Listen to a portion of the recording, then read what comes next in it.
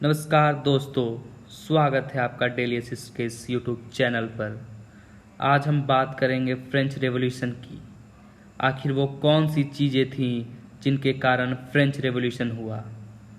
जैसा कि आप जानते हैं, फ्रेंच रेवोल्यूशन बहुत सारे महत्वपूर्ण क्रांतियों में से एक है। एक बहुत बड़ा पीरियड 10 सालों का इस क्रांति में लगा।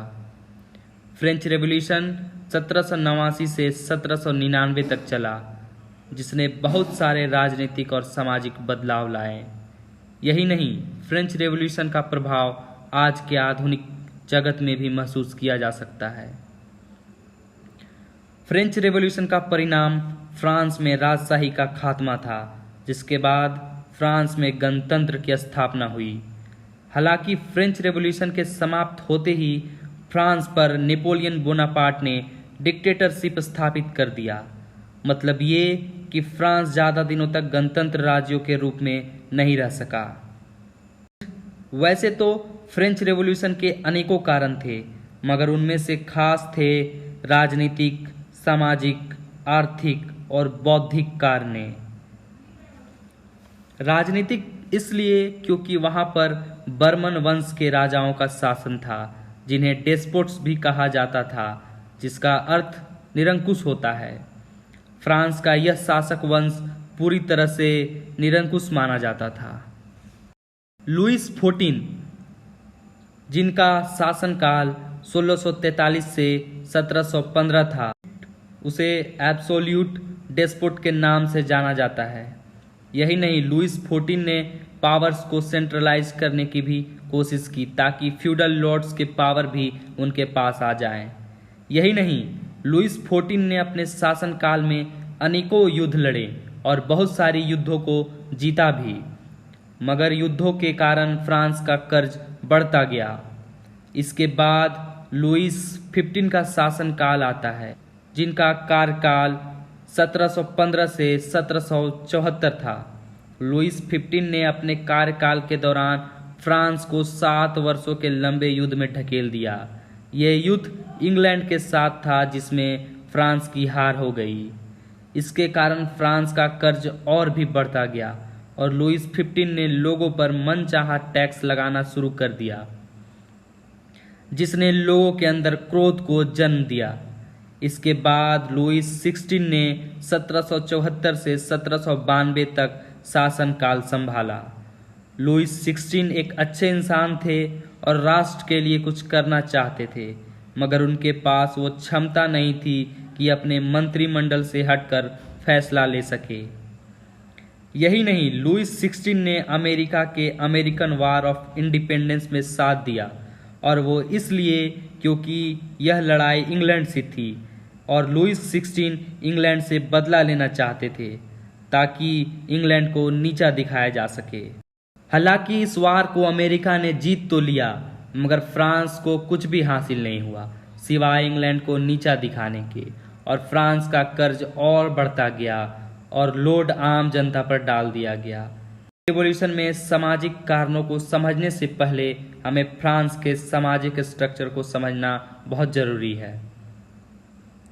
फ्रांस के समाज को 3 हिस्सों में बांटा गया था: फर्स्ट स्टेट, सेकेंड स्टेट और थर्ड स्टेट। फर्स्ट स्टेट में अक्सर बिशप और पादरी आते थे। सेकेंड स्टेट में सामंत यानी कि फ्यूडल लॉर्ड्स आते थे, और थर्ड स्टेट में किसान, फैक्ट्री वर्कर्स, ट्रेडर्स, लॉयर्स और पब्लिक ऑफिशियल्स आते थे, जिनकी आबादी सबसे ज़्यादा थी। यही नहीं, फ्रांस का टैक्स सिस्टम बहुत ही अनफेयर था, क्योंकि टैक्सेस ज़्यादातर थर्ड स्टेट क्लास में आने वाले लोगों से वसूला जाता था। फर्स्ट स्टेट और सेकेंड स्टेट वाले लोगों को बहुत कम टैक्स देना पड़ता था। साथ ही साथ जो अर्बन वर्कर्स थे, जो फैक्ट्रीज में काम करते थे, उनकी कंडीशन बहुत खराब थी। यही नहीं, इंडस्ट्रियल रिवॉल्यूशन के बाद मिडिल क्लास लोग शिक्षित भी होने लगे थे, जिससे वो इन अनफेयर सिस्टम को समझने लगे थे।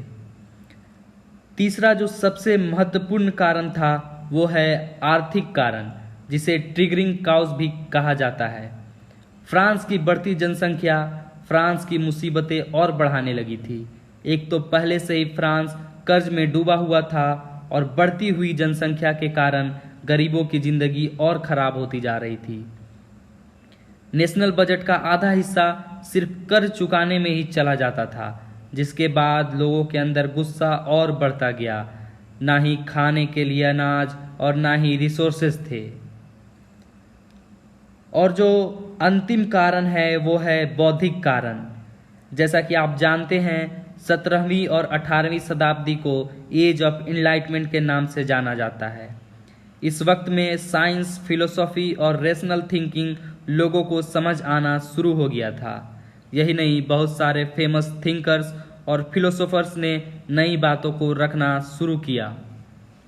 जॉन लॉक, जिनका मानना था अगर कोई गलती करता है तो उसे समाज के हवाले करना चाहिए बजाय शासन के, और समाज ही उसका फैसला करेगा। इमैनुअल कांट और मॉन्टेस्क्यू जैसे थिंकर्स ने कहा चर्च और स्टेट को अलग करना चाहिए, स्टेट के कार्यों में चर्च का कोई दखल नहीं होना चाहिए। वेल्टेन, इन्होंने फ्रीडम ऑफ स्पीच और एक्सप्रेशन की बात की। यही नहीं, लोगों ने इनकी बातों को किताबों, न्यूज़पेपर्स में पढ़ना शुरू किया। जिन्हें पढ़ना नहीं आता था वो दूसरों से सुना करते थे।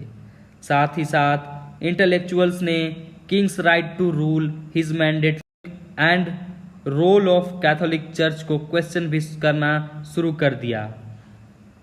इन सभी कारणों ने आगे चलकर फ्रेंच रिवॉल्यूशन को जन्म दिया। दोस्तों, अगर आपको हमारा ये वीडियो अच्छा लगा तो इस वीडियो को लाइक कर दीजिएगा और इस चैनल को सब्सक्राइब करना मत भूलिएगा। नमस्कार, धन्यवाद।